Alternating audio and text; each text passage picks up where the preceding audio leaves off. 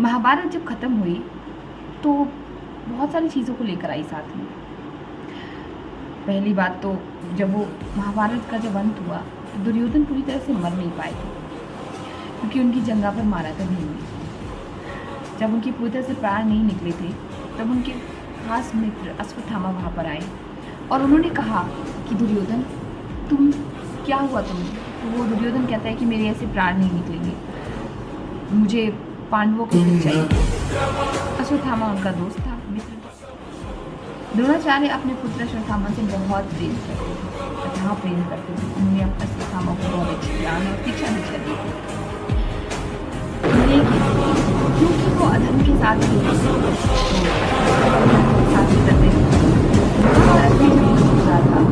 तो बहुत हाहाकार मचा रखा था। तो कृष्ण सोचा कि क्या करें, द्रोणाचार्य ने बड़ा हाहाकार मचा रखा है, नहीं आता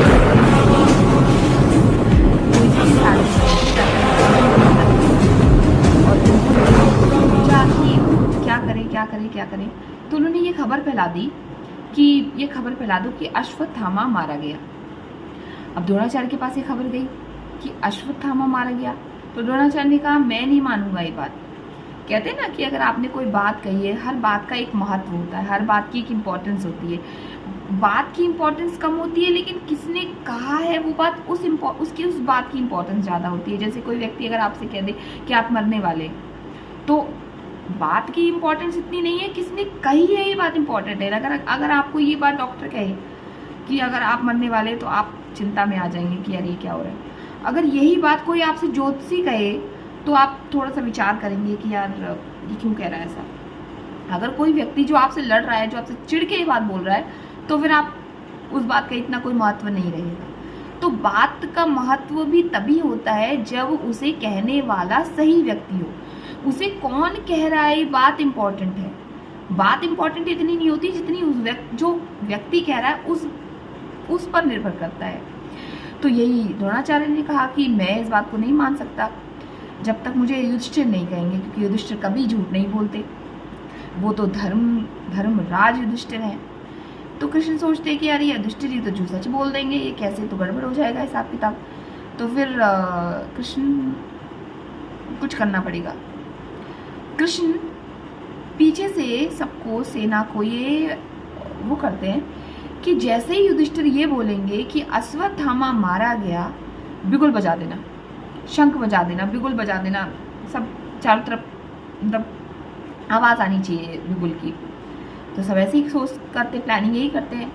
युधिष्ठिर से कहा जाता है कि युधिष्ठिर, क्योंकि अश्वत्थामा मारा गया था, लेकिन अश्वत्थामा कौन सा मारा गया था?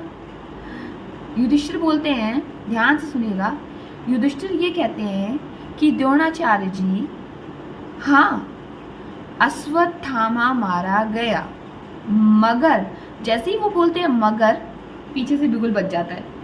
द्रोणाचार्य उनके आगे की बात सुन ही नहीं पाते हैं, वो ये कहते हैं कि मगर हाथी मारा गया, आपका पुत्र नहीं, हाथी मारा गया, अश्वत्थामा हाथी मारा गया। ये बात द्रोणाचार्य सुन ही नहीं पाते, क्योंकि वो पहले की बात सुनते हैं। हम भी यही गलती करते हैं अपने जीवन में। हम क्या करते हैं, हम आधी बात सुनते हैं। कोई हमें अगर कोई बात बताता है ना, हम उसकी आधी बात सुनते हैं। हमारे काम की बात हो गई, बस हो गया। लेकिन हमारे काम की बात कौन सी होती है? मगर की बात की। अब जैसे मेरे मतलब की बात क्या होगी कि यार रुचि तू वीडियो अच्छी बनाती है, मगर तो मैं ये सुन लूँ कि मेरी वीडियो अच्छी है, मगर वो इतनी उसमें लाइक नहीं मिलते, तो मेरे लिए तो बेकार है ना। उसमें लाइक नहीं मिलेंगे, व्यूज़ नहीं मिलेंगे, तो मेरे लिए तो वो वीडियो बेकार हो गई। तो मैं पूरी बात सुनूंगी कि तुम्हारी वीडियो अच्छी बन रही है, मगर इसको ऐसे बनाएंगे तो ही ज़्यादा इसमें व्यूज़ आएंगे। तो ये इंपॉर्टेंट है मेरे लिए। मगर के बाद वाली इंपॉर्टेंट बात है। आज मगर के बाद वाली इंपॉर्टेंट जो बात होती है ना, वो हम नहीं सुनते। हम क्या करते हैं, हम आधी बात सुन लेते हैं। यही द्रोणाचार्य ने गलती की। उन्होंने जैसे ही सुना कि अश्वत्थामा मारा गया, उन्होंने अपने शस्त्र फेंक दिए। अर्जुन ने तुरंत धड़ास से उनका गला काट दिया। आधी बात सुनी, पर वो मरे नहीं थे अश्वत्थामा को ये बात पता चली, उन्हें बहुत दुख हुआ। और वो क्योंकि दुर्योधन के बहुत अच्छे मित्र थे, तो फिर जैसे दुर्योधन ने उनसे कहा कि क्या नाम है, जैसे वो जब महाभारत खत्म हो गई और वो जब मरे नहीं, जब दुर्योधन मरे नहीं, वो उनसे मिलने आते हैं। जो दुर्योधन करा रहे होते हैं, अपनी मौत का इंतजार कर रहे होते हैं, तो वो कहते हैं कि मुझे पांडवों के सर चाहिए, क्योंकि रात हो चुकी होती है। अब वो युद्ध धर्म से तो लड़ा नहीं गया था, क्योंकि द्रोणाचार्य से झूठ बोला गया था कि भैया आपका पुत्र मारा गया, तो वो सब अस्त्र शस्त्र फेंक देते। तो अश्वत्थामा को गुस्सा आता है कि ऐसा हुआ, वो धर्म से नहीं लड़ते, वो क्योंकि आधी रात को युद्ध नहीं होता है। तो वो क्या करते हैं, आधी रात को शिविर में घुस जाते हैं पांडवों के, और वो 5 लोगों के सर काट के ले आते हैं। जैसे ही वो दुर्योधन के पास लेके आते हैं, तो दुर्योधन देख के आंखें फटी की फटी रह जाती हैं, मतलब एकदम दंग हो जाते हैं कि ये क्या कर दिया अश्वत्थामा ने, क्या कर दिया। वो 5 पांडव नहीं होते हैं, 5 पांडव के पुत्र होते हैं। पुत्र के 5 पुत्रों के सिर काट के ले आते हैं। दुर्योधन के प्राण वही खत्म हो जाते हैं, और अश्वत्थामा भी अपने सर पे हाथ रख देते हैं कि मुझसे क्या हो गया। कृष्ण को जब बात पता चलती है, तो कृष्ण को बड़ा क्रोध आता है, बहुत हुंकार भरते हैं। वो कहते हैं कि ये क्या कर दिया अश्वत्थामा ने।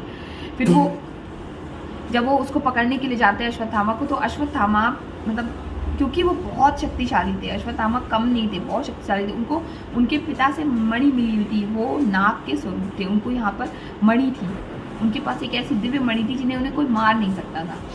तो अब क्योंकि वो चिरंजीवी थे, तो कृष्ण उनको पकड़ने जाते हैं। तो वो क्या करते हैं कि वो ब्रह्मास्त्र छोड़ देते हैं। जैसे आजकल वो होता है परमाणु बम होते हैं, परमाणु बम छोड़ देते हैं, तो कितने लोग मतलब पूरी धरती और वो आसपास के लोग सब बर्बाद हो जाते हैं। तो पर पहले के ब्रह्मास्त्र भी ऐसे ही थे कि उसे वो क्या करते हैं कि वो क्रोध में आके उसको छोड़ देते हैं। अब वो जब उसको छोड़ देते हैं, तो उसको लेना वापस नहीं आता उनको। कृष्ण से कहते हैं कि इसको वापस लो, ये तुमने क्या कर दिया, ये गलत कर दिया, ऐसे ही ये तो गलत हो जाएगा सारा, ये धरती विनाश हो जाएगा धरती का। क्योंकि एक ब्रह्मास्त्र ऐसा था जिससे धरती का विनाश हो सकता था। जैसे आजकल परमाणु बम छोड़ देते हैं तो उसमें विनाश, आजकल मतलब उसके आसपास के लोग भी कई सदियां पीछे चले जाते हैं, वहाँ बीमारियां हो जाती हैं, उससे ऐसी गैसें निकलती हैं। ऐसे ही ब्रह्मास्त्र भी थी। तो जब वो छोड़ देते तो उन्हें लेना तो वापस आता नहीं था। तो वो क्या करते हैं, बड़ा उन्हें क्रोध आता है कृष्ण को, और कृष्ण उन्हें गुस्से में श्राप देते हैं कि तू उसके सर से मणि निकाल लेते हैं। कृष्ण अश्वत्थामा के सर से मणि निकाल लेते हैं, और वो ये कहते हैं कि तू कलयुग के अंत तक ऐसे ही भटकोगे तुम, और तुम्हारे शरीर से दुर्गंध आएगी, तुम्हारे शरीर से बदबू आएगी, और तुम अपने शरीर को लेके इधर उधर खिंचते रहोगे, तभी तुम्हें मौत नहीं आएगी। तुम ऐसे ही घूमते रहोगे, तुम्हारे सर से खून निकलता रहेगा, तुम्हारे सर से मणि मैंने निकाल ली है, जिसकी वजह तुम भटकते रहोगे, तुम्हारे पास कोई आएगा नहीं, और तुम चिरंजीवी हो, तुम मरोगे नहीं। पहली बात तो अश्वत्थामा के लिए यही सबसे बुरा था कि वो कभी मरेंगे नहीं। तो वो उस गंदे बदबूदार शरीर के साथ आज भी भटक रहे हैं, आज भी घूम रहे हैं, कहीं ना कहीं है वो। तो ये चीज़ उनके लिए श्राप बनी, और अश्वत्थामा ने जो किया, जिसकी वजह से वो आज भी उस चीज़ का वो पश्चाताप कर रहे हैं।